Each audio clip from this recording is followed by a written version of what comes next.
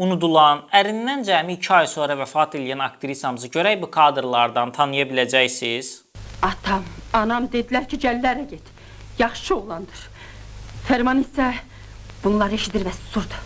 O, gənc yaşlarından etibarən məşhur olur.